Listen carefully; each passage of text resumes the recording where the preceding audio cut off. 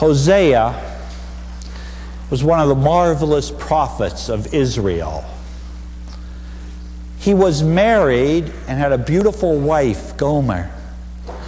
Unfortunately, Gomer lacked the capacity to be faithful to him.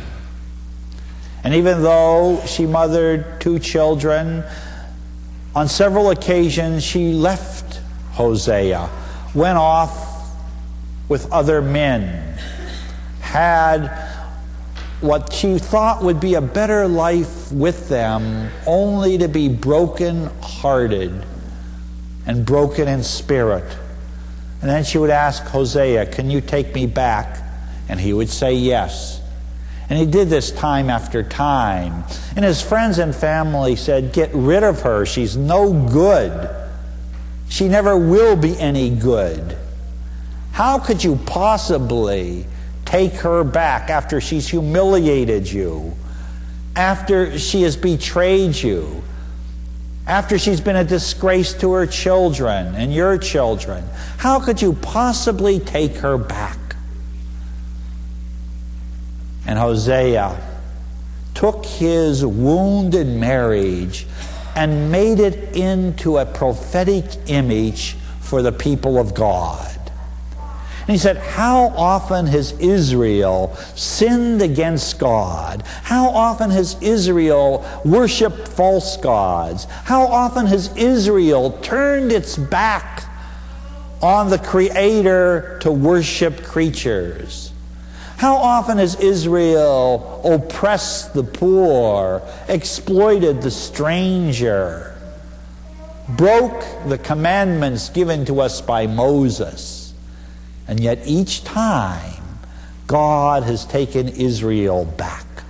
And in today's passage from Hosea, he said to the current Israel that he was facing, an Israel that was prospering materially, but was morally and spiritually bankrupt.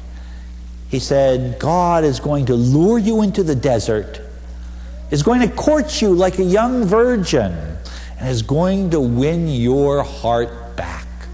Just as I intend to win back the heart of my wife Gomer. So he took what could have been an embittering, horrible experience and turned it into a grace moment, not only for himself and his family, but for the people of God as a whole.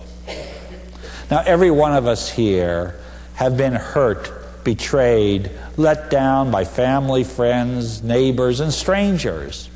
And if we focus on those hurts and those betrayals, even if those hurts and betrayals are very deep, if we focus on them, the only thing we'll reap is bitterness, sorrow, a dour outlook.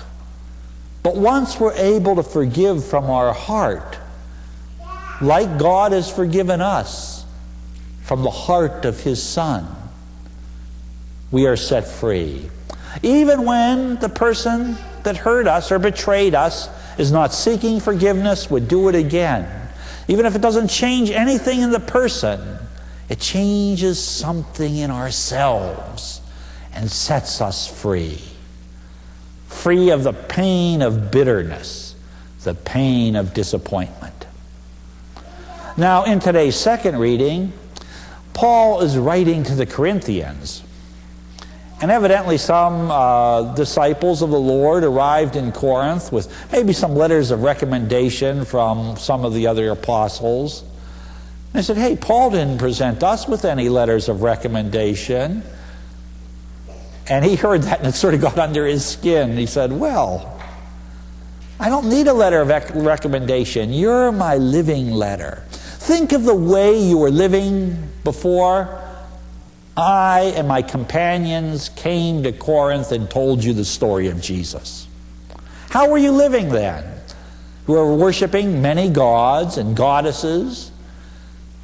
You were being promiscuous, going from one lover to the next. You were crushing the slaves and the poor and the needy. You were doing all of that, and what was your life like? Was it happy?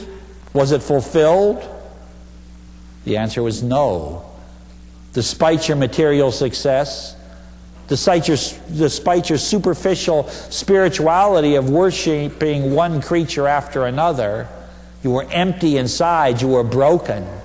And we came to you with the story of Jesus. And look how you're living now. Your families are whole and holy.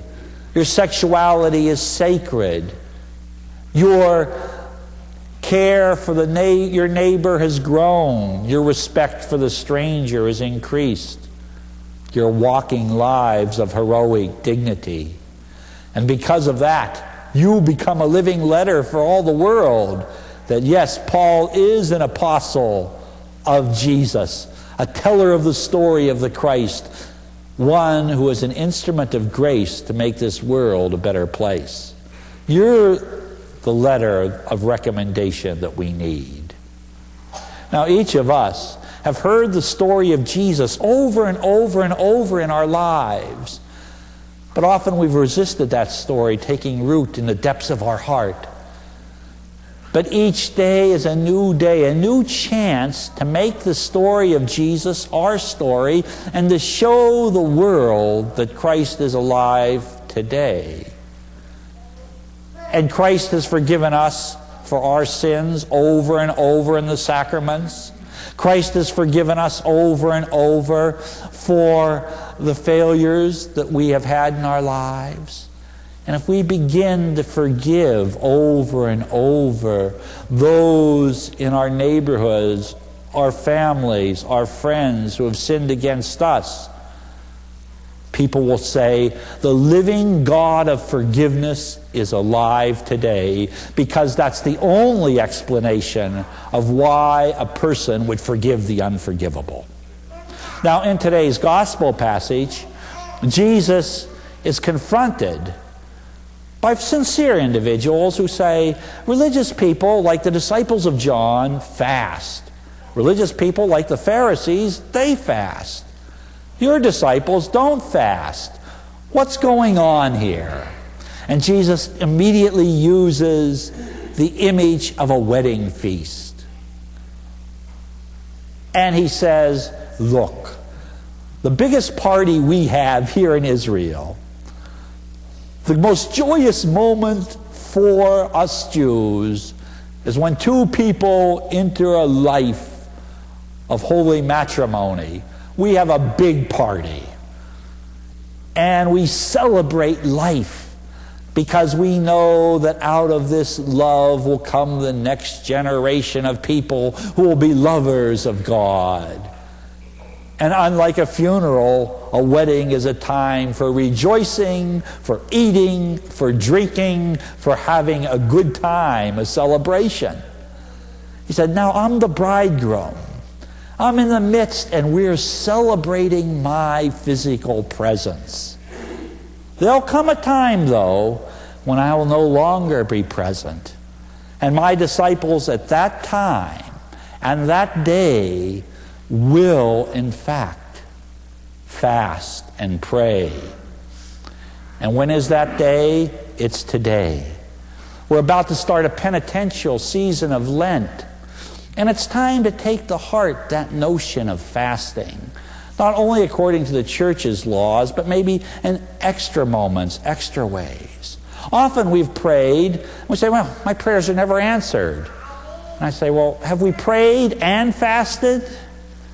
Well, not exactly. I've been too busy to think about it. Well, fasting puts us in a mode of thinking that reminds us that we're totally dependent on God and God's world around us. That we are starved not only for food, but we're starved for the glory and power and grace and forgiveness of God. And as this Lenten season approaches, which will start this Wednesday, we should prepare ourselves for that type of prayer, that type of fasting, so that we can truly be vessels of forgiveness and peace in a world filled with war and conflict. Now let us stand and pray together